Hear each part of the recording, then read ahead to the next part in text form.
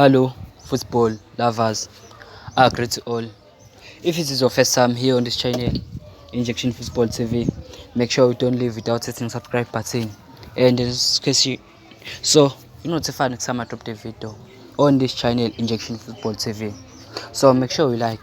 So Renew that updated you today that Brian Baloyi said on the Metro FM. There is a player at Orlando Pirates is not playing.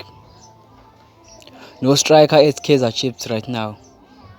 It's better than him, Zakelele Pasa said the former Kaizer Chiefs goalkeeper Brian Baloyi. I think Zakelele Pasa at Orlando Pirates is a better striker of all the strikers Kaizer Chiefs have at the moment. I think he can help them up front when we're going forward.